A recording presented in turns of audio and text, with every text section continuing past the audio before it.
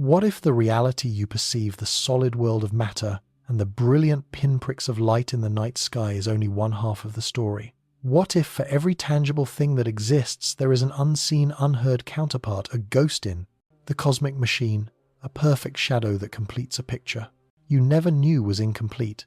This isn't a question of philosophy or mysticism, but one that has emerged from the deepest, most rigorous explorations of the fabric of existence. It is a question that suggests our universe possesses a hidden symmetry of breathtaking elegance, a symmetry so profound that it has so far remained almost perfectly concealed from our view. To even contemplate this idea is to stand at a precipice looking down into an abyss of possibility where the known laws of physics are revealed as a mere fragment of a grander, more magnificent truth. The world we have so painstakingly mapped, from the colossal architecture of galaxy clusters to the frantic dance of subatomic particles, might be nothing more than the shimmering surface of a much deeper ocean. We begin our journey where all such stories must out in the silent, sprawling darkness of the cosmos. Here, on the largest of all scales, reality has composed its most majestic symphony. You are looking at the cosmic web, a structure so vast that light itself, the fastest thing in creation, takes billions of years to traverse its filaments. It is not a random scattering of celestial debris, but a masterpiece of gravitational engineering. Threads of luminous matter, each thread a supercluster of galaxies, stretch across unimaginable voids, connecting at dense, brilliant nodes where thousands of galaxies are caught in a slow, inexorable gravitational waltz. We see them not just as they are, but as they were, their ancient light carrying echoes of a younger universe. These are the grandest structures we know, the pillars upon which the entire visible cosmos is built, and for a century we believed we understood the force that sculpted them. We gave it a name: gravity, the gentle, persistent curvature of space-time itself, a law so elegant and so powerful that it could command the pirouette of planets and the collision of galaxies with the same set of beautiful equations. Down from this cosmic scale, the influence of these grand laws trickles, shaping everything. They guide the formation of stellar nurseries, great clouds of incandescent gas that collapse under their own weight to ignite as thermonuclear furnaces. You see the light from a star like our Sun, a testament to the perfect balance of gravitational collapse and the outward pressure of nuclear fusion, a celestial blowtorch holding itself in a delicate equilibrium for 10 billion years. This stellar light then travels, bathing planets like our own in the energy needed for life. That warmth you feel on your skin is the end of an 8-minute journey from a star governed by cosmic principles. The very ground beneath your feet, the iron in your blood, the calcium in your bones, all of it was forged in the hearts of dying stars that exploded long ago, seeding the cosmos with the raw materials for future worlds and future life. We are, in the most literal sense, stardust animated by universal laws. We are a way for the cosmos to know itself, a localized instance of consciousness born from the same physical rules that dictate the orbits of distant galaxies.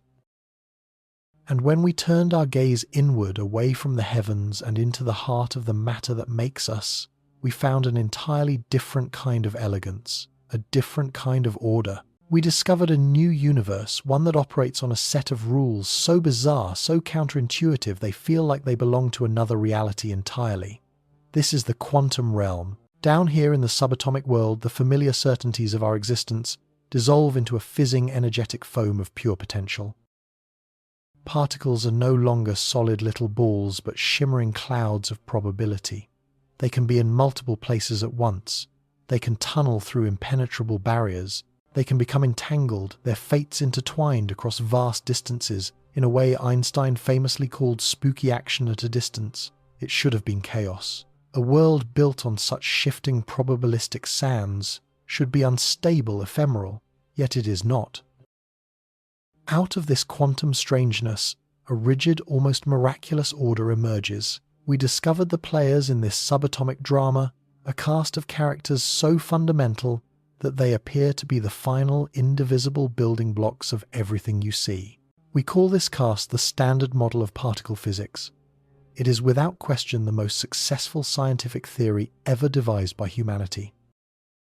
Its predictions have been tested and confirmed to an astonishing degree of accuracy, in some cases to more than 10 decimal places.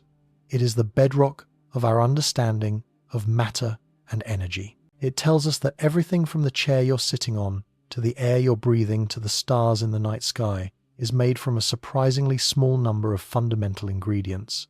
There are the quarks, bound together in unbreakable trios to form the protons and neutrons inside every atom. There is the nimble electron, the carrier of electric charge, which orbits the atomic nucleus and dictates the entirety of chemistry. And there are the force carriers, the particles that act as messengers between matter. The photon, a tiny packet of light, carries the electromagnetic force holding atoms together and allowing you to see the world. The gluons, aptly named, carry the strong nuclear force binding quarks with such ferocity that they can never be separated. The W and Z bosons carry the weak nuclear force responsible for certain forms of radioactive decay and for the nuclear reactions that power the sundae. Finally, pervading all of space is a field that gives these particles their mass and its corresponding particle, the Higgs boson. For decades, it was the missing piece of the puzzle, a ghost in the equations. Its discovery in 2012 at the Large Hadron Collider was a crowning achievement, a moment when the final predicted character in the Standard Model's cast walked onto the stage, confirming our theory of the subatomic world was spectacularly correct. It was a moment of triumph.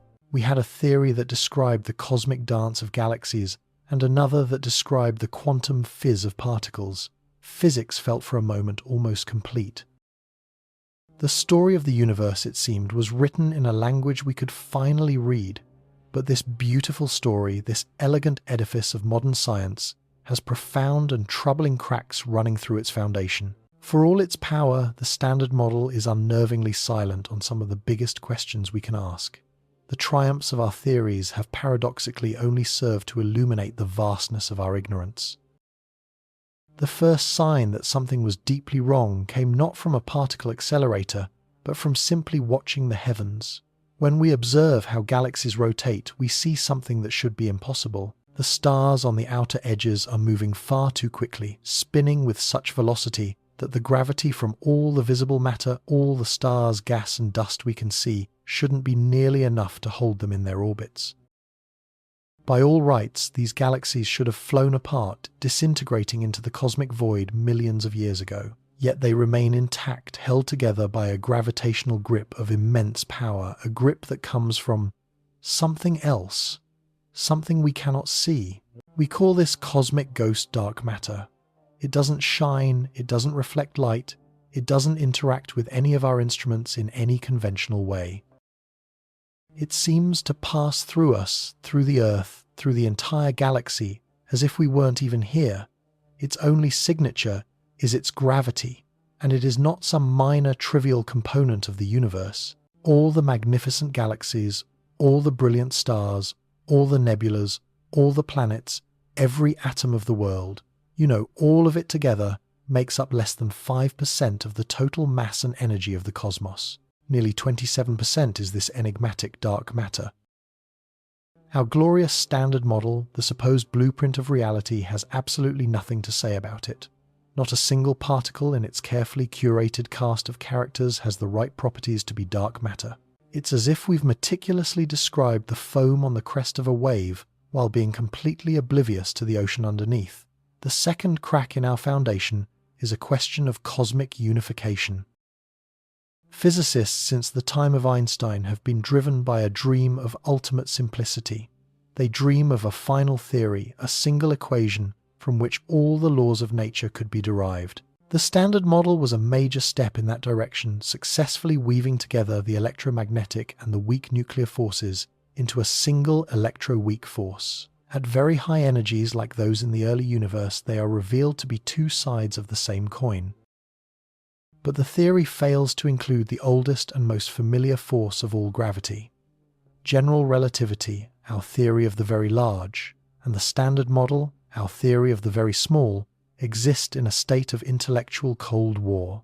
They are two different languages describing the same universe, and we do not know how to translate between them. Gravity, the grand architect of the cosmos, has refused every attempt to be incorporated into the quantum picture. It stands alone, a titan, apart from its peers, a gaping hole in our quest for a unified understanding of reality. This is not merely an aesthetic problem.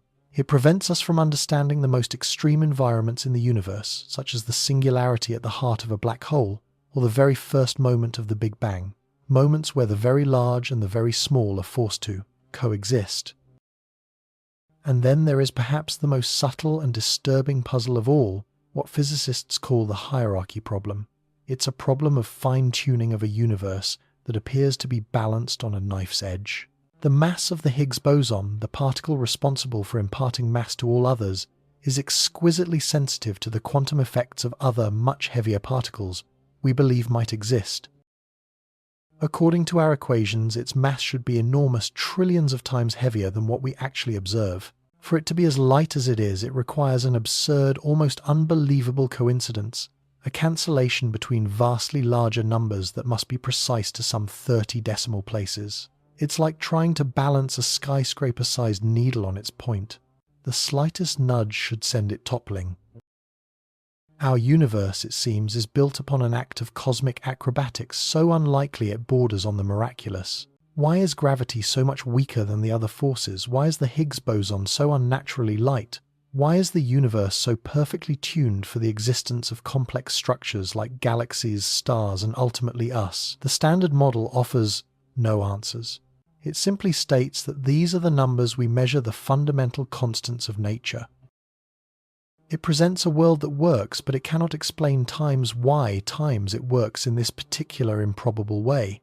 These are not minor inconsistencies. These are chasms in our understanding. Dark matter, the problem of quantum gravity, the fine-tuning of the cosmos. They all point to the same conclusion. The Standard Model is not the final story. It is a chapter, a brilliant and essential one, but a chapter nonetheless. Something profound is missing from our picture of reality. And for decades, one idea has stood out as the most beautiful, the most compelling, and the most audacious candidate to fill these gaps. An idea that doesn't just add a new particle or tweak an old equation, but proposes a radical new principle of nature, a symmetry deeper than any we have ever encountered before. It is this idea that forces us to ask that startling question we began with. What if every known particle in the universe has an invisible partner? What if the electron, the fundamental carrier of negative charge, has a heavier unseen cousin? What if the photon, the particle of light, has a shadowy twin that moves through the cosmos undetected? What if every single one of the quarks that build the matter of our world is mirrored by a more massive, more elusive counterpart? This proposed relationship, this perfect one-to-one mirroring between the particles we know and a whole new set of particles we have yet to discover, is the central pillar of a theory known as supersymmetry, or as physicists affectionately call it, SUSY. It is a declaration that the universe at its most fundamental level does not distinguish between the two great families of particles, the fermions, which are the building blocks of matter, like electrons and quarks, and the bosons, which are the carriers of forces like photons and gluons. Supersymmetry proposes that for every fermion there exists a corresponding boson, its superpartner, and for every boson there exists a corresponding fermion. The electron would have a superpartner called the selectron, the quark would have a squark, the photon a photino, the gluon a gluino. The Higgs boson itself would have a fermionic partner, the Higgsino. It paints a picture of a second hidden universe of particles, a shadow cast by our own, a world of sparticles as they are collectively known, mirroring the world of particles. It is a mathematical structure of almost heartbreaking beauty, a restoration of a broken symmetry that physicists feel should times exist at the heart of reality, and its promise is breathtaking. This is not just an aesthetic addition to our theories. It is a potential master key capable of unlocking solutions to all of those deep, troubling mysteries at once. Take dark matter. Supersymmetry naturally predicts that among this new family of superpartners, the lightest one should be stable. It wouldn't decay into other ordinary particles. Because it's the superpartner of a familiar particle, it would interact very weakly with normal matter, perhaps only through gravity and the weak nuclear force. It would be heavy, and it would be everywhere, produced in colossal numbers during the fiery furnace of the Big Bang. A heavy, stable, weakly interacting particle flooding the cosmos. In other words, supersymmetry provides a perfect ready-made candidate for dark matter. The photino, or perhaps a mixture of several of these new particles, could be the very substance that holds our galaxies together. The cosmic ghost would finally have an identity. Then there is the problem of unification. When physicists extrapolate the strengths of the three forces in the standard model to higher energies, they almost meet at a single point, but they just miss. It's a near miss, a tantalizing hint of a deeper unity. But when you add the effects of all the new supersymmetric particles into the equations, the lines snap together. They converge perfectly at a single point at an ultra-high energy that would have existed only in the first fractions of a second after the Big Bang. In a supersymmetric universe, the dream of a unified force is no longer a dream. It is a mathematical inevitability. Finally, supersymmetry elegantly solves the fine-tuning problem of the Higgs boson. The quantum contributions from the new family of sparticles would naturally and precisely cancel out the problematic contributions from the known particles. The balancing act is no longer a miracle, it becomes a consequence of the symmetry itself. The needle isn't precariously balanced, it is held firmly in place by the invisible hand of its superpartner. The stability of our universe would no longer be a shocking coincidence, but a deep and fundamental feature of its symmetric design. It is by all accounts a theoretical masterpiece, a single powerful idea that resolves the most glaring problems in modern physics, providing a candidate for dark matter, unifying the forces, and explaining the stability of our world. It offers a vision of a cosmos that is richer, more elegant, and more profoundly symmetrical than we ever dared to imagine. It suggests that the reality we inhabit is but a single sheet of a much more complex and interwoven tapestry. This is the promise of supersymmetry, the potential for a revolution in our understanding of everything. But a beautiful idea is not enough. Physics is not a matter of aesthetics, it is an experimental science. If this shadow universe of superpartners is real, if it truly exists, then it leaves us with one colossal overriding question. Where is it? If every particle has a partner, why have we never seen one? Why haven't our most powerful instruments, our most sophisticated detectors, our giant subterranean particle colliders ever caught even a fleeting glimpse of a selectron? Or a squawk? The symmetry, it seems, must be broken. For if it were perfect, the selectron would have the same mass as the electron, and we would have discovered it long ago. These sparticles must be incredibly heavy, far more massive than their ordinary counterparts, requiring immense energy to create. For decades, we have been building machines with the express purpose of reaching those energies, of smashing particles together with such violence that for a fleeting moment we might recreate the conditions of the early universe and shake these heavy, ghostly partners into a brief, detectable existence. We have been searching for the echoes of a hidden reality. The story of that search, a multi-generational quest filled with hope, frustration, and ever-deepening mystery, is where we must now turn. The beautiful theory has been written, the stage is set. Now we must venture into the darkness to see if the ghosts are real. Imagine for a moment that you hold in your hands a map of reality, not a map of cities or continents, but of existence itself, a guide to the fundamental components of everything you have ever seen, touched, or even imagined. This chart details the elementary particles, the indivisible motes of matter, and the fundamental forces that govern their intricate dance. For nearly half a century, humanity has possessed just such a map. We call it the standard model of particle physics. It is, without exaggeration, the most successful scientific theory in human history, a towering intellectual edifice built by generations of brilliant minds. Its predictions have been tested in colossal machines, atom smashers, that recreate the primordial fire of the Big Bang, and in every single test, against all odds, its equations have held true to a staggering, almost supernatural degree of precision. This is the story of that map, its breathtaking triumphs, its elegant beauty, and the terrifying discovery that vast regions of the cosmos, the most important parts, have been left completely blank. The quest to chart this ultimate territory began with a simple childlike question: what is the world made of? For millennia we thought the answer lay in earth, air, fire, and water. Then we discovered the atom, a supposedly indivisible sphere. but we smashed it open, finding a nucleus orbited by wispy electrons. Not content, we smashed the nucleus, revealing a swarm of protons and neutrons. Yet even these were not the final layer of the cosmic onion. Inside these particles we found something truly fundamental: quarks. The Standard Model tells us that the tangible world, the world of planets and stars, of trees and of you, is built from just a handful of these ingredients. Two types of quarks, whimsically named up and down, are the building blocks of every atomic nucleus in the universe. They are bound together by an unbreakable connection, a force so powerful it has been named simply the strong nuclear force. This is the cosmic superglue that prevents the universe from dissolving into dust.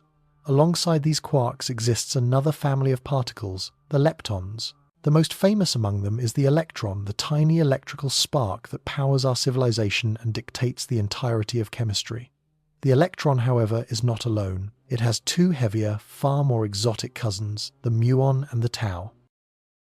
These are fleeting apparitions born only in high-energy collisions, and they decay in fractions of a second like ghostly echoes of the electron. Each of these three particles is also paired with a phantom companion, a nearly massless, chargeless wisp called a neutrino. Neutrinos are the ultimate cosmic introverts. Trillions of them are passing through your body at this very moment, having travelled from the heart of the sun without interacting with a single atom. They are whispers from the nuclear furnaces of the stars, carrying secrets we are only now beginning to decipher.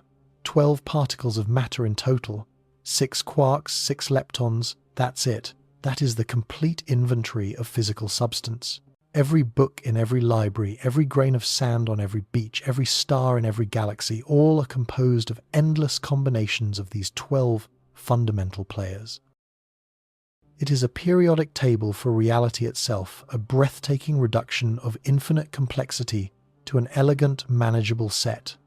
But matter is not static. It moves, it changes, it interacts, and for that you need forces. The Standard Model provides an equally elegant picture of these forces, describing them not as mysterious pulls or pushes, but as a constant exchange of force-carrying particles or bosons. Imagine two people on ice skates throwing a ball back and forth. The act of throwing and catching the ball pushes them apart. This is how particles communicate. They are constantly exchanging these messenger bosons, and in doing so they experience what we perceive as a force. For electromagnetism, the force responsible for light, electricity, and magnetism, the messenger particle is the photon. Every ray of sunlight warming your face is a stream of countless photons, messengers travelling from the sun to you. The strong nuclear force, which binds quarks together inside protons and neutrons, has its own carrier, the gluon. The gluon's grip is so immense that no quark has ever been observed in isolation.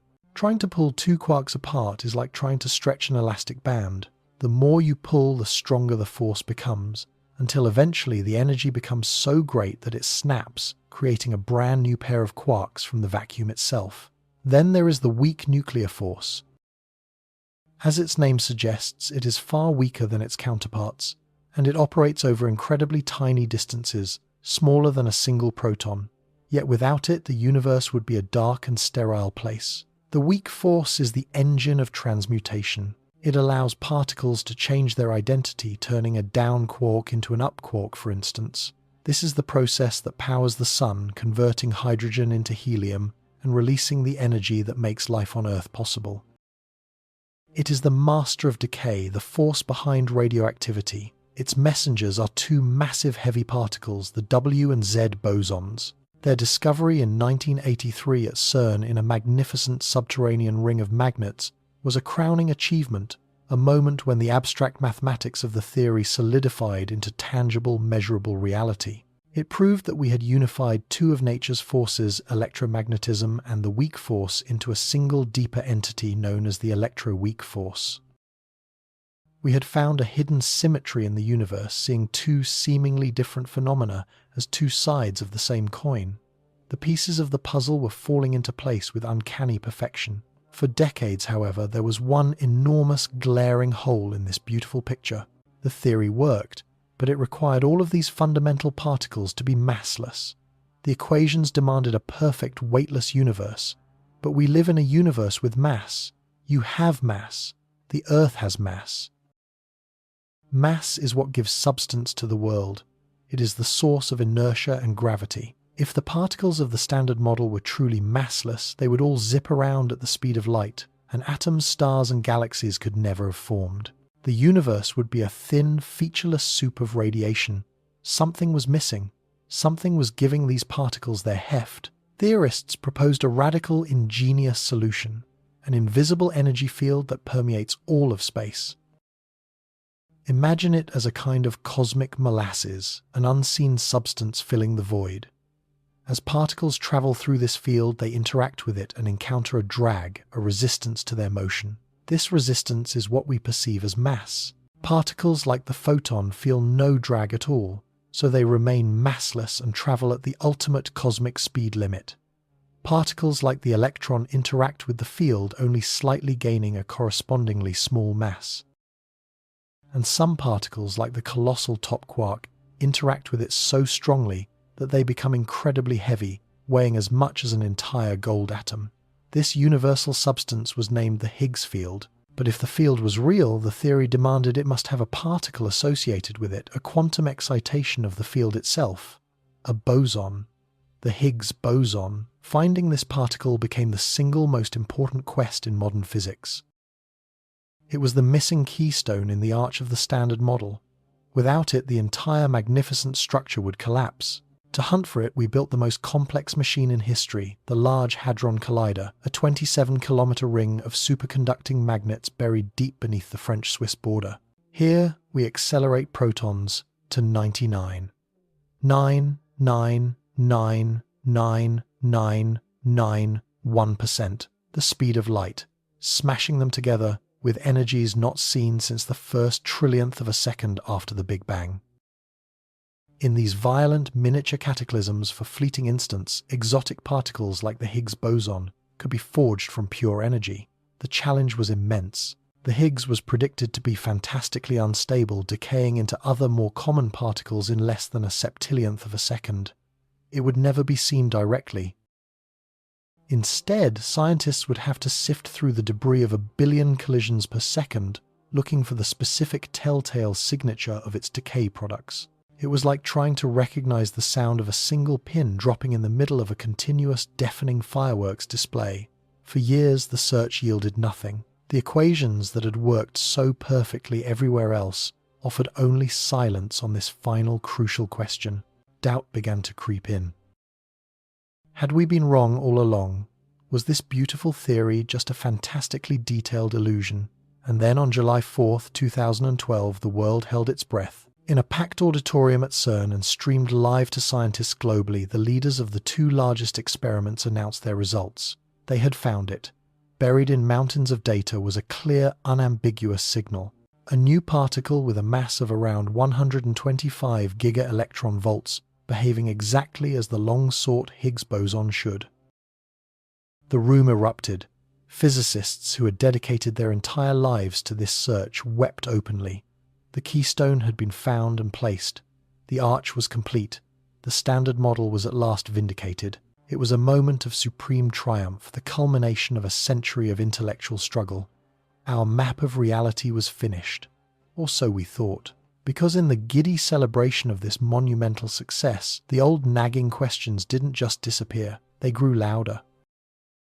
The discovery of the Higgs boson, the very particle that completed the model, also sharpened a paradox that had been haunting physicists for decades. A problem so profound it has been called the greatest crisis in fundamental physics. It is called the hierarchy problem, and it boils down to a question of weight. The Higgs boson, at 125 giga-electron volts, is relatively light by particle physics standards. The problem is, according to our understanding of quantum mechanics, it shouldn't be. It should be monstrously, incomprehensibly heavy. In the quantum world, particles are not isolated points. They exist in a fizzing, bubbling sea of virtual particles that constantly pop in and out of existence from the vacuum of space.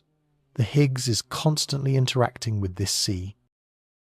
Every known particle in the Standard Model contributes to these interactions, and each interaction should add a little bit of energy, and therefore mass, to the Higgs itself. When you add up all these quantum corrections, especially from the heaviest particles, the predicted mass of the Higgs boson doesn't just grow, it skyrockets to a value quadrillions of times heavier than what we actually observe. This is not a small discrepancy. It's like placing a feather on a scale and finding it perfectly balances a mountain. For the Higgs to have the light mass we measure, all of these enormous positive energy contributions must be cancelled out by some other unknown negative contributions with an almost perfect, unbelievable precision. The numbers must match to more than 30 decimal places. This level of fine-tuning is utterly unnatural. It's like winning the lottery every day for a century. It screams that there is a deeper principle at play, some missing piece of the puzzle, that we cannot see, a hidden symmetry in nature that is elegantly and automatically enforcing this delicate cosmic balancing act. The Standard Model offers no explanation for this. It simply states that the numbers are what they are. It is the first great crack in our perfect cathedral of knowledge, a deep structural tremor suggesting the foundations are not what they seem. But the tremors do not stop there. As we turn our gaze from the microscopic realm of particles to the macroscopic realm of the cosmos, the map becomes even more unnerving. We look out at the universe with our powerful telescopes and we see galaxies spinning, but they are spinning far too fast. According to the laws of gravity and the amount of visible matter we can see, all the stars, gas and dust made of the 12 particles of the Standard Model, these galaxies should fly apart. The outer stars should be flung off into the void like children letting go of a merry-go-round. Yet they aren't. Something is holding them together, some invisible gravitational glue.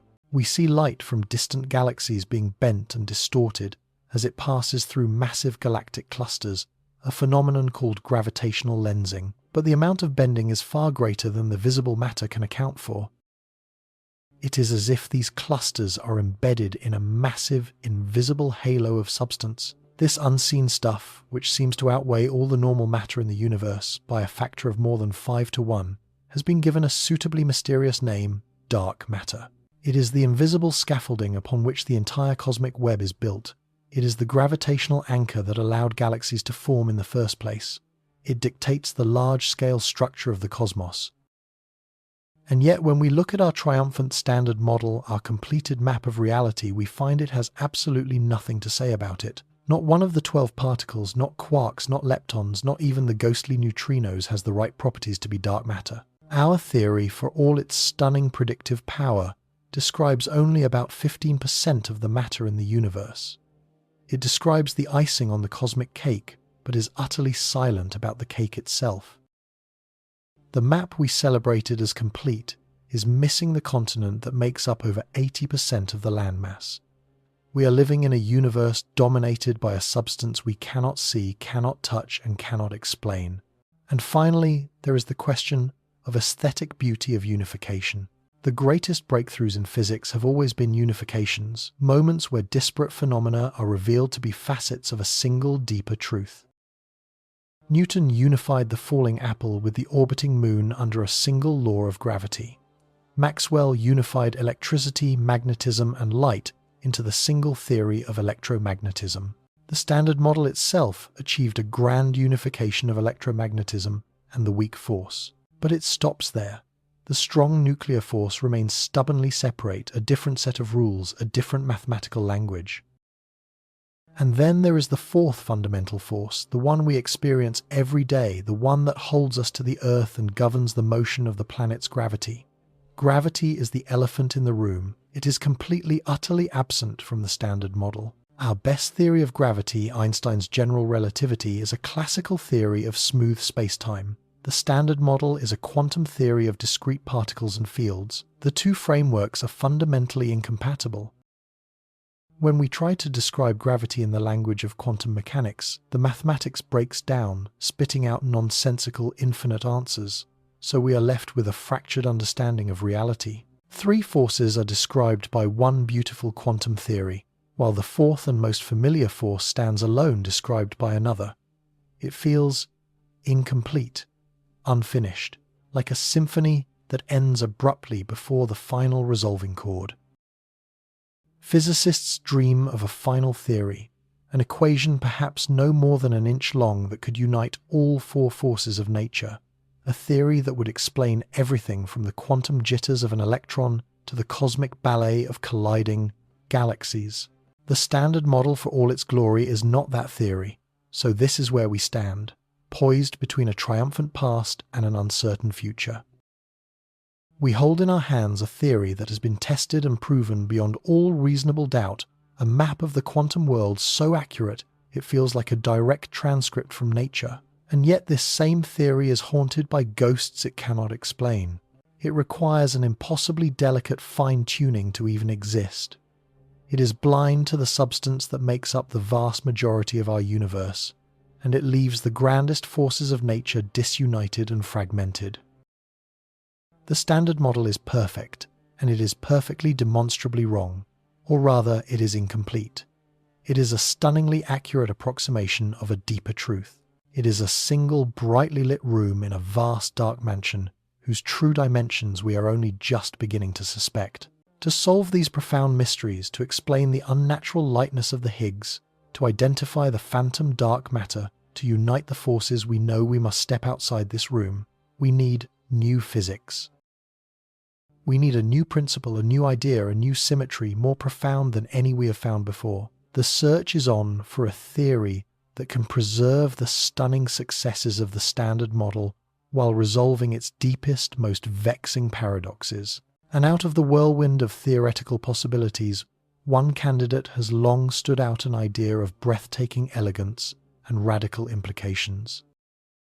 An idea that proposes a hidden shadow world, a perfect reflection of our own existing just beyond our perception. An idea called supersymmetry. And so we are left here adrift in a cosmos that is both exquisitely described and profoundly incomplete. We stand before the Standard Model, that towering monument to human intellect, and we cannot help but notice the deep, unsettling cracks running through its foundation. We have a universe of matter, but no explanation for its dominance. We have a force of gravity that stubbornly refuses to join the fold. And most immediately, we have that impossibly delicate, fine-tuned enigma of the Higgs boson, whose mass seems to be the result of a cosmic coincidence so unlikely it borders on the miraculous. It's as if we found a single perfect snowflake resting on the lip of a volcano, somehow untouched by the inferno. Science does not accept miracles, it demands answers. What if the answer isn't a new force, or a complicated adjustment to our existing equations? What if the solution has been staring at us all along, hidden in the most fundamental concept of all? What if the universe is simply more symmetrical than we ever dared to imagine? This is the breathtaking proposal of supersymmetry, or SUSY, as it is affectionately known. It is not so much a theory as it is a principle, a declaration that nature at its most profound level does not play favorites. We have for a century divided the particle world into two great families, two distinct kingdoms that seemed eternally separate. On one side you have the fermions, the rugged individualistic particles of matter. Think of the electron, the quark, the neutrino. They are governed by the Pauli exclusion principle, which dictates that no two identical fermions can occupy the same quantum state. They are the substance of reality, the bricks from which you, the stars, and the galaxies are built. They are defined by their half-integer spin, a quantum property that makes them fundamentally solitary. On the other side you have the bosons, the gregarious communal particles of force. These are the photon of light, the gluon that binds nuclei, the W and Z bosons of the weak force, and the Higgs boson itself. They possess integer spin, and unlike fermions, they are happy to crowd together in the same state, working collectively to transmit the fundamental forces of the universe. For decades this was the great divide, matter and force, fermions and bosons, two families separate and distinct. Supersymmetry walks onto this stage and suggests something radical, something beautiful. It proposes that this division is an illusion, a low-energy shadow of a deeper, more perfect unity. It postulates that for every single fermion we know and love there exists an undiscovered partner particle, a boson, its superpartner. And conversely, for every boson that mediates a force, there is a corresponding fermion superpartner waiting to be found. It is an idea of profound elegance, a cosmic pairing principle. Suddenly, the universe is filled with echoes. It's as if we have only been seeing half of creation, while its perfect inverted reflection has remained just beyond our sight, a shadow world of new particles. This isn't just an arbitrary doubling of the particle zoo for complexity's sake. It is the demand for a new, higher-level symmetry, one that connects the world of substance directly to the world of interaction. It links matter with force in the most intimate way imaginable. Imagine the electron, that quintessential particle of matter, the fermion that powers your world. Supersymmetry predicts it has a superpartner, a boson, which physicists have whimsically named the selectron. The selectron would share many of the electron's properties like its charge, but its quantum spin would be different, marking it as a force carrier, not a matter particle. Likewise, the quarks that form the protons and neutrons in every atom of your body would have their own boson superpartners, the squarks. The entire family of fermions, the building blocks of everything we can touch, would have a corresponding family of sfermions in this hidden realm. And the symmetry works both ways. The photon, the boson particle of light, would be paired with a fermion superpartner called the photino. The mighty gluon, that tireless enforcer of the strong nuclear force, would have its fermionic shadow, the gluino. The W and Z bosons would be accompanied by YNOs and XENOs. Even the Higgs boson itself, the giver of mass, would have its own fermion counterpart, the Higgsino. A whole new periodic table of fundamental particles, a shadow cast by our own, connected by this profound supersymmetric link. This might sound like an extravagant complication, an unnecessary inflation of reality, but to a physicist, this doubling is the very definition of elegance. It resolves nagging mathematical inconsistencies, and most critically, it directly addresses those deep cracks in the standard model with an almost casual grace. Let's return to the terrifying fragility of the Higgs boson, that hierarchy problem. In our current understanding, the Higgs field is not a serene, placid ocean. It is a roiling, chaotic sea of quantum energy. Virtual particles of every type are constantly popping in and out of existence around the Higgs, a quantum foam of fleeting reality. Each of these virtual particles contributes to the Higgs's mass pulling and pushing on it with tremendous energy. The problem is that the contributions from all the known particles are gargantuan, and they don't cancel out.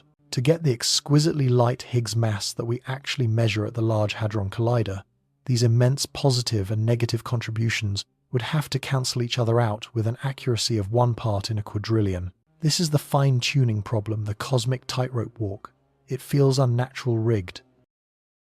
Supersymmetry doesn't just solve this problem, it makes the problem vanish. For every virtual fermion, like a top quark that pops into existence and drastically increases the Higgs's mass, supersymmetry ensures that a virtual superpartner, a stop squark, also pops into existence. And because of the opposite nature of its spin, this new particle's contribution to the Higgs mass is equal in magnitude but opposite in sign. The squark's effect perfectly precisely and automatically cancels the quark's effect. The selectron cancels the electron. The gluino cancels the gluon. It happens for every single particle superpartner pair. The violent quantum storm raging around the Higgs is suddenly becalmed. The immense positive energies are met with equally immense negative energies, and the cacophony is silenced. The Higgs boson is left protected, its mass, naturally light and stable, not because of some unbelievable cosmic coincidence, but because of a deep underlying symmetry of nature. The snowflake on the volcano's lip is no longer a miracle. It's there because a hidden supersymmetric fire extinguisher is constantly shielding it from the flames. This solution isn't a patch or a quick fix.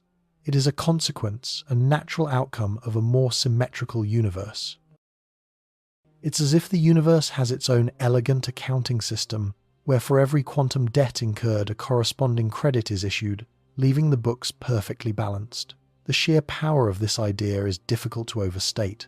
It takes the most glaring unnatural feature of the standard model and renders it completely natural. But the elegance of supersymmetry doesn't stop there. As physicists explored its consequences, they stumbled upon another astonishing gift, a solution to a completely different and arguably even greater cosmic mystery.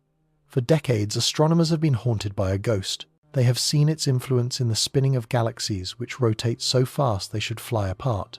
They have seen its imprint in the gravitational lensing of distant light bent by a mass we cannot see. They have mapped its presence in the cosmic microwave background, the baby picture of our universe. This ghost is dark matter, an invisible substance that makes up over 80% of the matter in the cosmos, 5 times more prevalent than all the atoms in all the stars and galaxies combined. We know it's there. Its gravitational grip holds the universe together.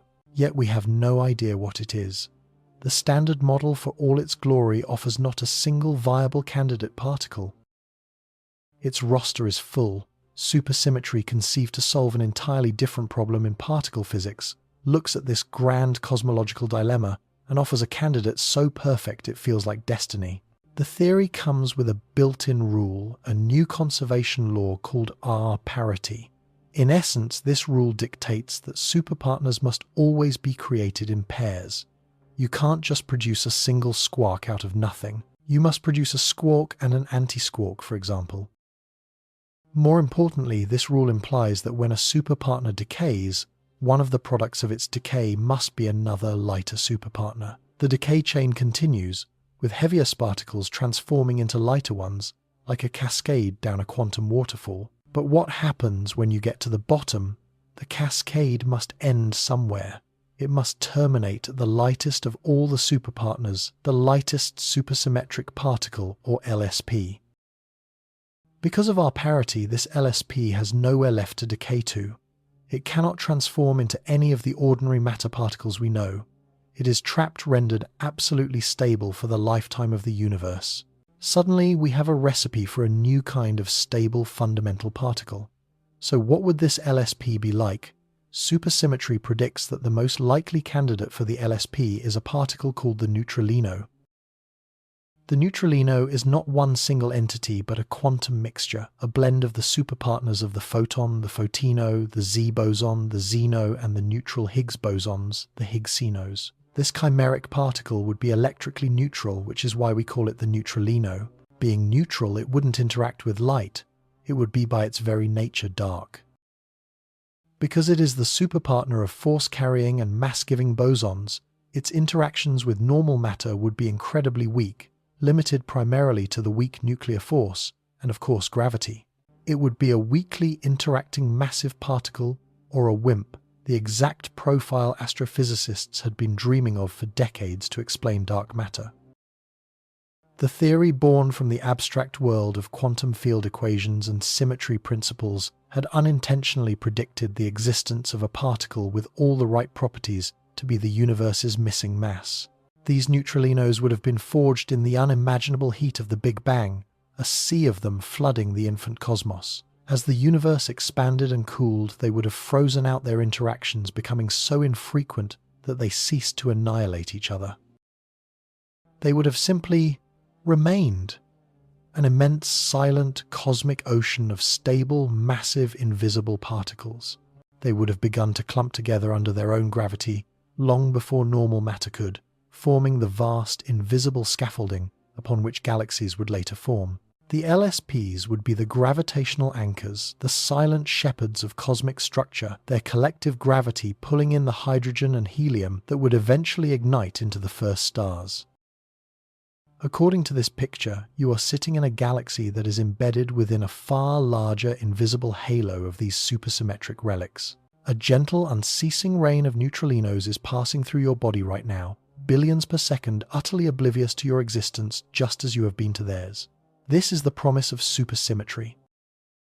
It is a single, sweeping idea that confronts two of the most profound puzzles in all of science, one at the smallest quantum scales, the other on the grandest cosmological stage, and solves them both with an almost breathtaking elegance. It stabilizes the Higgs, making our universe seem natural and inevitable rather than precariously fine-tuned. And it provides a ghost, a perfect candidate for the dark matter that holds the cosmos together. The theory presents us with a vision of a universe that is richer, deeper, and more profoundly interconnected than we ever knew. A world of matter and a shadow world of force bound together by a single beautiful symmetry. It feels right. It feels complete. It is a theoretical masterpiece, a symphony of mathematical physics that seems almost too beautiful not to be true. But beauty in science is not enough. A theory, no matter how elegant, must ultimately face the crucible of experiment. The shadow world of superpartners cannot remain a shadow forever. If it is real, it must leave a trace. It must be found. And so, the hunt began in the most powerful machines ever built by humankind for a glimpse of this new symmetric reality. And so, after decades spent wandering through a wilderness of pure thought, after filling blackboards with equations as elegant as any sonnet, the moment of reckoning had finally arrived. The beautiful, intricate dream of supersymmetry, a dream of a hidden reality mirroring our own, was about to collide with the unforgiving granite of experimental fact. For this confrontation, we would need more than just minds and mathematics. We would need a machine of almost unimaginable power, and scale an instrument so sensitive it could listen to the echoes of creation itself. We would need the Large Hadron Collider, stretching for 27 kilometers in a subterranean ring beneath the serene countryside bordering France and Switzerland. The LHC is not merely a scientific instrument, it is a modern cathedral, a testament to what humanity can achieve when driven by a singular, audacious question: what are we made of? Inside its tunnels, cooled to a temperature colder than deep space superconducting magnets, titans of magnetic force guide two beams of protons on a collision course. These are not just any protons. They are accelerated to 99,999,999,1% of the speed of light, imbued with so much energy that for them, time itself has nearly ground to a halt. Each proton, a microscopic bullet, circles the ring 11,000 times per second, carrying the kinetic energy of a speeding train. And then, at 4 designated points where cathedrals of detectors stand waiting these beams are crossed. The ensuing collisions are events of biblical violence, miniature fireballs that momentarily recreate the universe as it was just a trillionth of a second after the Big Bang. In these fleeting infernos, matter and energy blur, and the fundamental laws of physics are laid bare. This machine was our time machine, our cosmic microscope, built for one purpose: to reach into that primordial furnace and pull out the secrets that have been hiding there for 13.8 billion years. For the community of physicists, the LHC was the culmination of a generation's work, the focus of countless careers, a multi-billion-dollar bet on a hunch. It was a vessel built to carry us beyond the shores of the known world, beyond the comfortable familiarity of the standard model. And floating on the horizon, just waiting to be discovered, were two great prizes, two revolutionary discoveries that were thought to be deeply intertwined. The first prize was the one that made the headlines.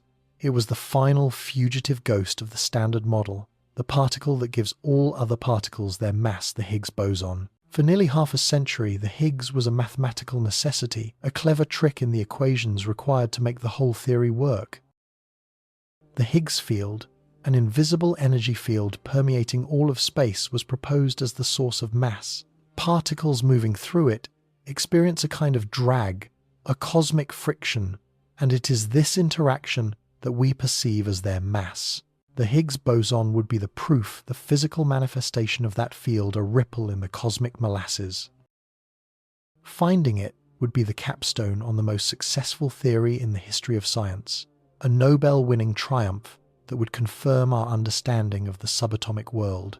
It was a discovery of monumental importance, the closing of a great chapter.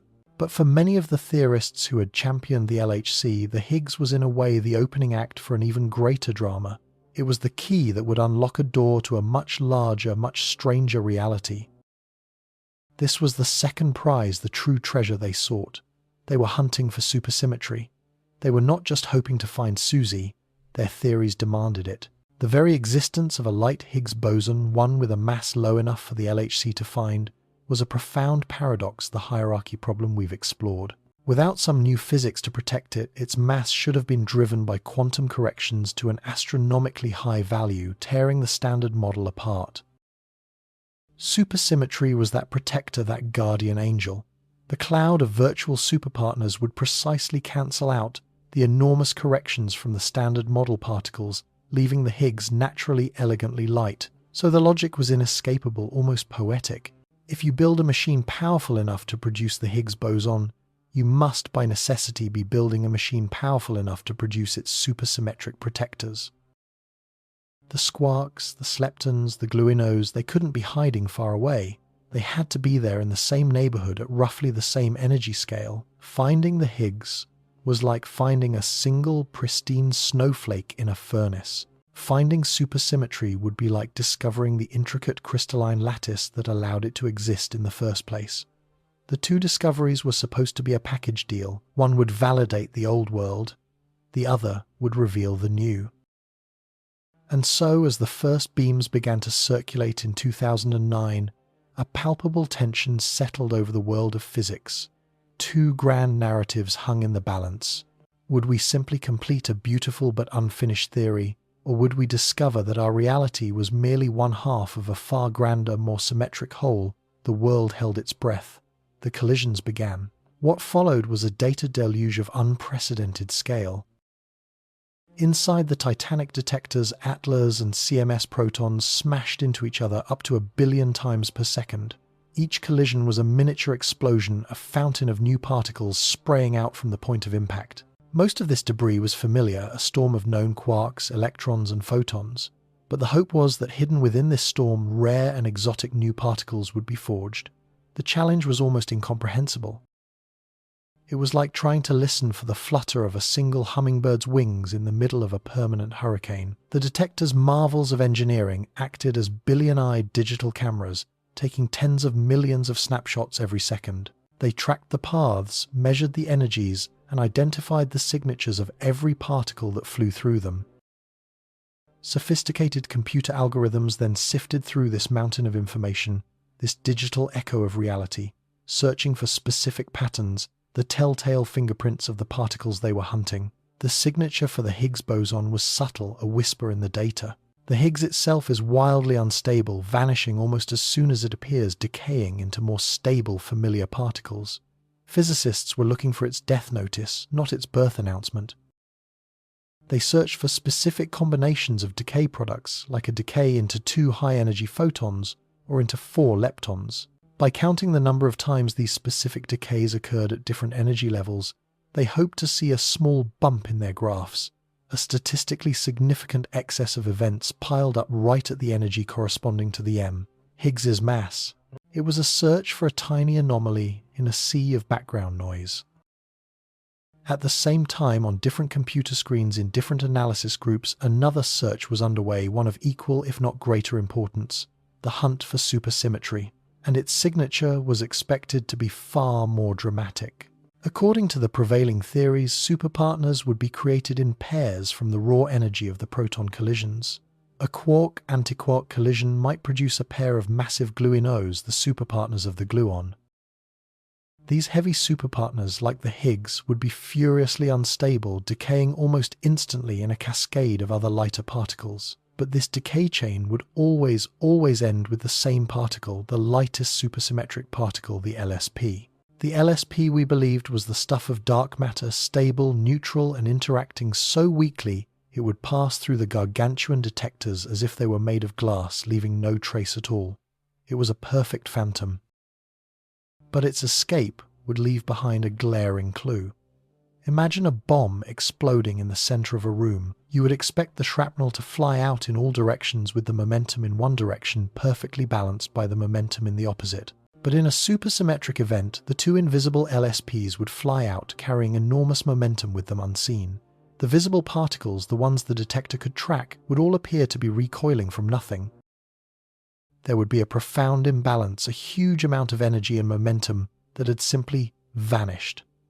This missing energy was the smoking gun of supersymmetry. It was a loud, unambiguous signal, the scream in the data that would announce the discovery of a new realm of nature.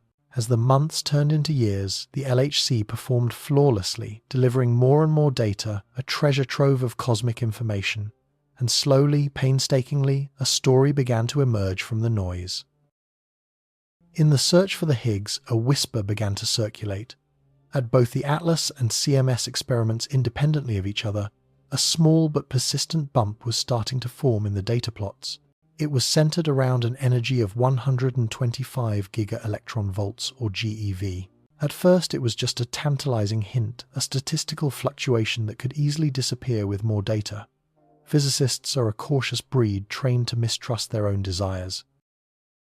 They spoke in the cold, hard language of statistics of sigma, a measure of how unlikely it is that a result is a random fluke. A 3 sigma result is evidence of 1 in 1,000 chance of being wrong, but the gold standard for a discovery is 5 sigma or 1 in 3.5 million chance of being a fluke. As 2011 turned into 2012, the LHC delivered and the data accumulated. The bump at 125 GeV did not go away. It grew. It sharpened. The whispers in the hallways of CERN grew into excited chatter. The sigma values began to climb. 2 sigma, 3 sigma, then 4. The teams worked in a feverish, secretive race against each other, each knowing that the other was seeing the same thing. The evidence was becoming overwhelming. The ghost was finally beginning to take shape. And on the 4th of July, 2012, the world's media gathered at CERN. In a packed auditorium, the leaders of the 2 experiments presented their results back to back. The plots went up on the screen, clear for all to see. Both experiments showed a definitive 5 sigma peak, sitting right at 125 GeV. The room erupted. Physicists who had devoted their entire lives to this search wept. Peter Higgs himself, now an old man, was in the audience wiping a tear from his eye. It was a moment of pure, unadulterated triumph. Humanity had, through sheer force of intellect and will, uncovered one of nature's most fundamental secrets. The Standard Model, our grand theory of particles and forces, was at last complete. The capstone had been placed. The great chapter was finally closed. In the celebrations that followed, amidst the popping of champagne corks and the endless congratulations, a quieter, more unsettling question began to spread through the community. It was a question born not from what had been found, but from what had not. The Higgs was here. Its discovery was a stunning success, and its mass, 125 GeV, was on the lighter end of the expected range. It was so light, in fact, that the hierarchy problem was more acute than ever. This particular Higgs was an object that practically screamed for a protector for the stabilizing embrace of supersymmetry. Its very existence at this mass was the strongest circumstantial evidence imaginable that superpartners had to be real and nearby. The logic was ironclad, the expectation was absolute, and so, as the euphoria of the Higgs discovery began to fade, the physicists turned back to their data, back to the other search. They had found the pristine snowflake. Now it was time to find the crystalline lattice that held it together. They scoured the terabytes of collision data, sifting through billions of events, looking for that loud, unmistakable signal, the dramatic, unbalanced events, the jets of particles recoiling from nothing, the huge quantities of missing energy. That would be the calling card of squarks and gluinos decaying into invisible LSPs. They searched at every conceivable mass in every possible decay channel, applying ever more sophisticated analysis techniques. They looked and they looked, and they found nothing. An eerie, deafening silence.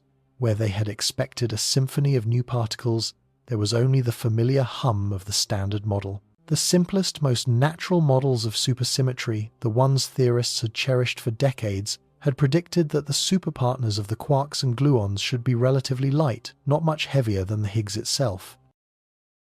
They should have been produced in droves at the LHC, their missing energy signatures lighting up the detectors like a cosmic fireworks display. But the plots remained stubbornly, terrifyingly flat. There were no bumps, no excesses, no hints. Just the cold, hard predictions of the Standard Model confirmed again and again and again. The silence was not just a lack of evidence, it was evidence of a lack. As the LHC's energy was increased and more data poured in, the limits grew tighter. If superpartners existed, they had to be heavier than we thought. Heavier than 500 GeV, then 800 GeV, then 1000 GeV, a tera electron volt. With each new analysis, the hunters were forced to retreat. The space where supersymmetry could be hiding grew smaller and smaller. It was a baffling, almost cruel twist of fate. The triumphant discovery of the Higgs boson, the very particle that provided the strongest motivation for supersymmetry, simultaneously delivered the most devastating blow against it. It was as if we had followed a perfect treasure map to a designated spot, found the chest exactly where it was supposed to be, pried open the lid, and discovered that it was completely empty. The feeling in the physics community began to shift. The unshakable confidence of the early days gave way to a creeping anxiety and then to a profound and troubling sense of confusion. The joy of completing the standard model was now inextricably bound to the mystery of the missing symmetry. We had closed one of the most glorious chapters in the history of science, only to find that the first page of the next chapter was disturbingly, unnervingly blank. The most beautiful idea in physics was in crisis. Supersymmetry, the elegant reflection, the shadow universe that promised to solve all our deepest problems, had failed to show up for its own party. And so we were left with a terrible question. Was the theory simply wrong, a beautiful mathematical fantasy that has no purchase on reality, or is nature far more subtle, more cunning than we ever imagined? Is supersymmetry still out there, hiding in the shadows, concealed by some mechanism we do not yet understand, waiting for us to ask the right questions, or perhaps to build an even greater machine? The search was no longer a straightforward hunt. It had become a rescue mission. The silence that followed was not one of peace, but of profound echoing absence. For years, the global physics community had held its collective breath, anticipating the crescendo from the Large Hadron Collider's first great performance. We had built a cathedral to creation, a 27-kilometer ring designed to shatter the veil of the ordinary and glimpse the universe's source code. The energy was unprecedented, the collisions a billion tiny big bangs every second, and the expectation was electric. In that maelstrom we were supposed to find them, the superpartners, the predicted echoes of our own reality, the heavier siblings of the electrons, quarks, and photons that build our world. They were meant to be the stars of this new show, the definitive proof that the universe favored a deep, hidden symmetry. And yet, as the torrent of data was painstakingly filtered, analyzed, and cross-referenced by thousands of minds and machines, the stage remained empty. The deluge of information, perfect in its precision, showed us the standard model in glorious, exquisite detail, but nothing more. There were no unexpected jets of energy flaring out from a decaying squark, no telltale gaps in momentum hinting at an invisible fleeing neutralino. The grand symphony of particle physics played its familiar tunes with breathtaking fidelity, but the new revolutionary composition we had all come to hear was simply not there. The silence was the sound of a prediction failing to materialize. It was the sound of a beautiful idea colliding with a stubborn, indifferent reality.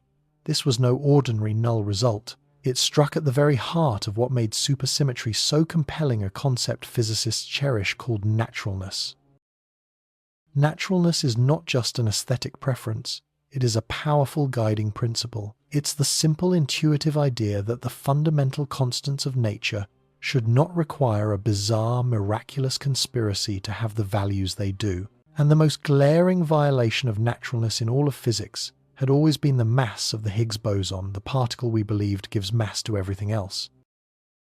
Our theories, the very standard model the LHC was now confirming, so perfectly predicted that quantum effects should inflate the Higgs's mass to a colossal value, orders of magnitude heavier than what we observe. For it to be as light as it is, there must be a reason.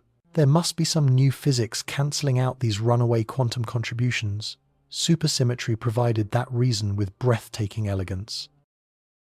It proposed that for every particle contributing a huge positive number to the Higgs's mass, its superpartner would contribute an equally huge negative number. The two would cancel each other out almost perfectly, leaving the Higgs light and stable. It was a cosmic balancing act, two titans wrestling to a perfect standstill. But for this cancellation to work, for it to be natural and not just another contrived coincidence, the superpartners couldn't be monstrously heavy. Their masses needed to be in the same ballpark as the Higgs itself, well within the energy range the LHC was designed to explore. The theory wasn't just predicting superpartners, it was predicting times light times superpartners. The stop squark, the superpartner of the top quark, was a prime suspect. The gluino, the superpartner of the gluon, was another. We had their mugshots, their expected signatures. We knew what to look for. The absence of these specific lighter superpartners was therefore a targeted blow. It was like following a treasure map to a precise spot, digging with the world's most powerful shovel and finding nothing but bedrock. The initial reaction within the community was a mix of disbelief and cautious recalibration. Perhaps our analyses were incomplete. Perhaps the superpartners were hiding in more complex decay patterns we hadn't anticipated. Conference halls, once buzzing with the excitement of imminent discovery, now hummed with a different energy, a tense, nervous re-evaluation. Theories were tweaked, assumptions were questioned, the search parameters were broadened. The hunt continued, with teams poring over every last byte of data, desperately searching for a ghost in the machine. But as the months turned into years and the LHC delivered more and more data at ever-increasing luminosities, the silence from the supersymmetric realm only deepened. The empty space on the charts grew larger. With each new analysis, the physicists could draw a new line in the sand, a new lower limit on how heavy the superpartners must be if they exist at all. The border of the undiscovered country was being pushed further and further back. The squarks, if they were out there, had to be heavier than we thought. The gluinos, if they existed, had to be more massive still. One by one, the simplest, most natural models of supersymmetry, the ones that had decorated the whiteboards of theorists for a generation, were being ruled out. This is where a creeping sense of unease began to set in. The dream wasn't dead, but it was being forced into exile. Theorists, in their relentless pursuit of truth, did what they do best: they adapted. If the superpartners were not where we expected them to be, then our expectations must be wrong. The immediate and most obvious adaptation was to simply make them heavier in the models. Perhaps the beautiful cancellation for the Higgs mass wasn't quite so perfect.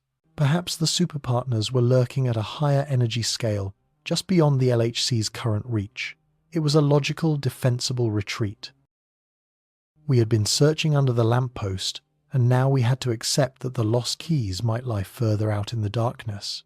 This retreat, however, came at a staggering intellectual price. It was a direct assault on the principle of naturalness that had made SUSY so attractive in the first place. Pushing the superpartner masses higher and higher required an increasingly delicate and unnerving balancing act. Imagine trying to balance a pencil on its sharpened tip. With a steady hand and a perfect surface, it's just barely possible. Now imagine that pencil is 1,000 miles high. The task becomes absurd. The slightest tremor, the tiniest imperfection, and the whole thing comes crashing down. This is what heavy superpartners do to the theory. The positive and negative contributions to the Higgs mass, now originating from much heavier particles, become vastly larger.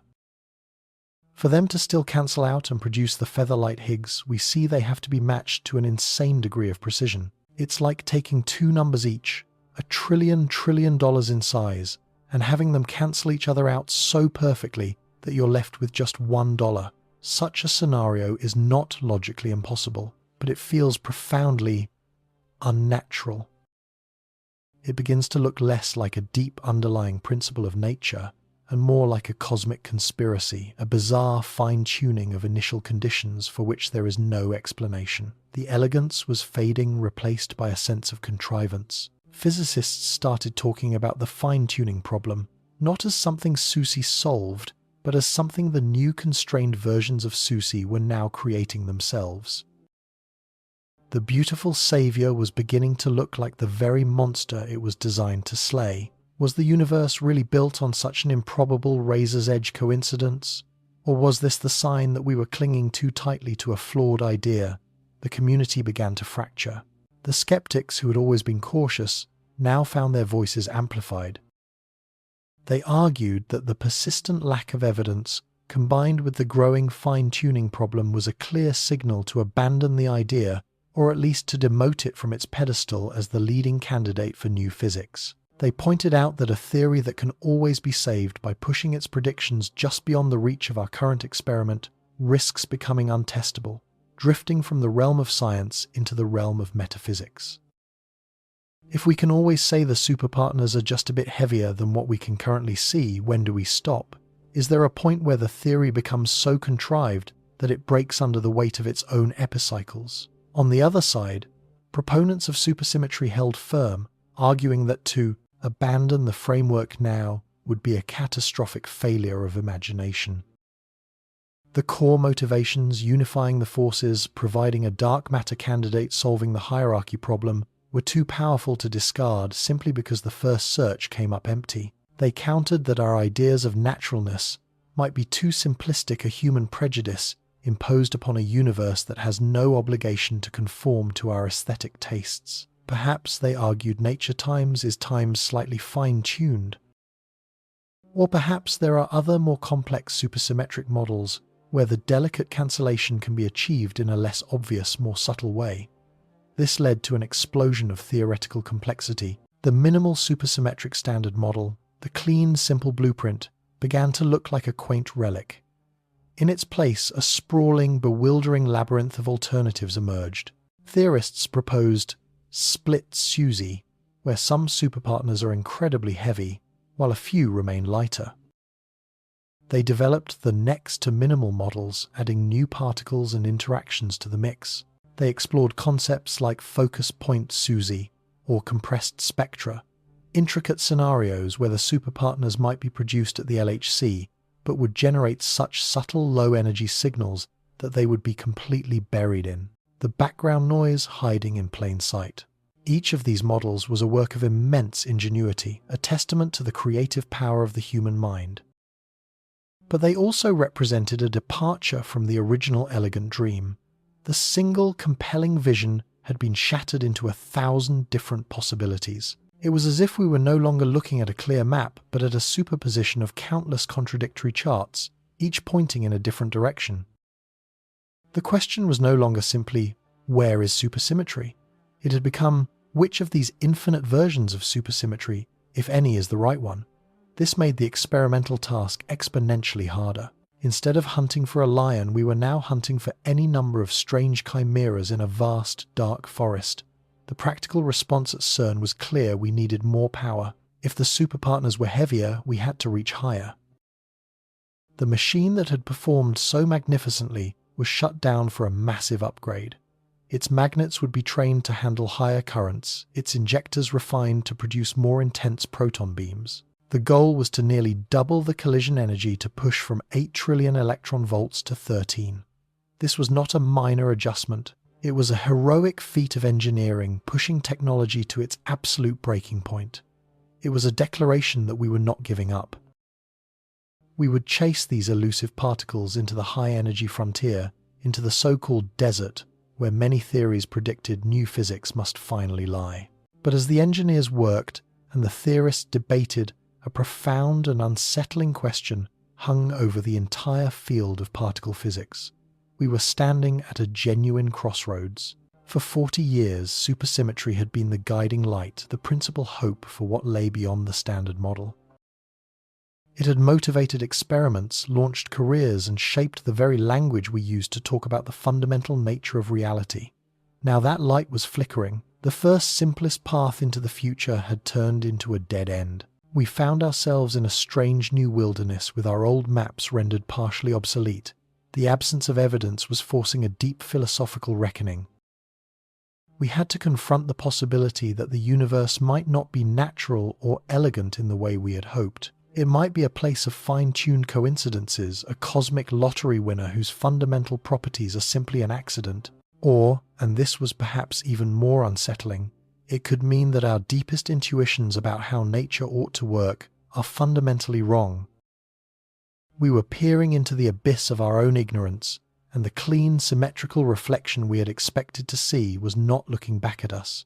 The hunt was far from over, but it had changed. It was no longer a confident march toward a promised land. It had become a desperate, uncertain search in the dark, driven by the hope that somewhere in the raging energies of our colliders, a clue to an even deeper stranger, reality was still waiting to be found. The question now was, what other paths, what other radical ideas were we being forced to consider in this new, unnerving silence? The silence from the great cathedrals of science was not the sound of failure. It was the sound of a question changing its form.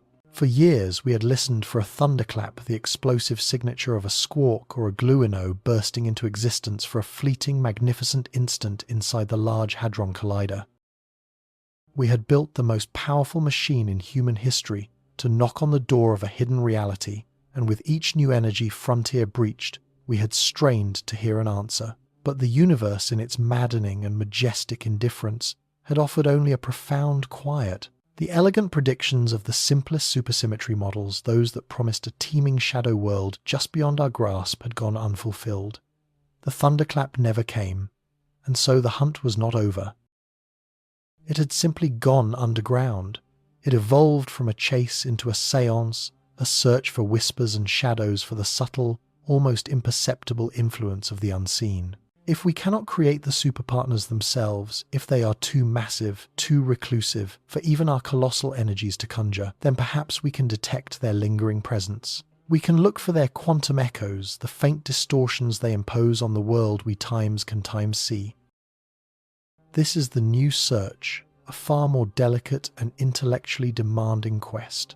It requires a shift in perspective, transforming our powerful colliders from brute force discovery engines into the most sensitive measurement devices ever conceived. We are no longer just monster hunters. We have become cosmic detectives sifting through mountains of data for a single anomalous clue. The strategy hinges on a beautifully simple yet profoundly difficult principle that nothing in the universe exists in true isolation. According to quantum mechanics, the vacuum is not empty. It is a roiling, effervescent foam of virtual particles popping in and out of existence in timescales too short to measure directly. Every known particle, an electron, a quark, a Higgs boson, is constantly interacting with this phantom sea. Its properties, its mass, its magnetic moment, its very identity are shaped by this dizzying subatomic dance. If supersymmetry is real, then this quantum foam is twice as rich as we believe. For every virtual particle we know, a virtual superpartner must also be there, winking into and out of the void. And their presence, however brief, should leave a mark. Imagine a finely tuned bell, the standard model ringing with a pure, mathematically perfect tone. Now imagine unseen hands, the hands of superpartners, gently pressing against its surface. The bell would still ring, but its pitch, its timbre, its decay, all would be altered ever so slightly. The task before physicists is to listen to the ringing of that bell with such astonishing precision that they can discern the pressure of those ghostly hands. They are measuring the universe's most fundamental properties to an unprecedented number of decimal places, looking for a deviation, a tiny crack in the edifice of established physics. It is here in the quiet hum of precision that the next great revolution may be hiding. One of the most tantalizing of these whispers comes from a familiar particle, the muon. The muon is the electron's heavier, more unstable cousin, a fleeting constituent of cosmic rays. Like the electron, it spins, and this spin creates a tiny magnetic field, making it behave like a microscopic compass needle. Theory allows us to calculate the strength of this internal magnet with breathtaking accuracy. But when we measure it in painstaking experiments like the Muon G2 project at Fermilab, something is wrong. The number doesn't quite match. The discrepancy is minuscule, a difference that appears only in the 9th or 10th decimal place, a deviation of a few parts per billion. To a layperson, it seems like nothing, a rounding error. But to a physicist, it is a chasm. It's as if you measured the distance from New York to Los Angeles and found it was off by the width of a human hair. The measurement is so precise that such a difference cannot be easily dismissed. It shrieks of something unaccounted for, some unknown influence. This is where SUSY re-enters the stage, not with a bang, but with a potential explanation. The models of supersymmetry predict a retinue of virtual superpartners, smuons and neutralinos, that would flicker into existence around the muon, interacting with it, ever so slightly altering its magnetic dance. Their cumulative effect could perfectly account for that hair's width discrepancy. It is not proof. The experimental result itself hovers on the tantalizing edge of statistical certainty, and the theoretical calculation is fiendishly complex.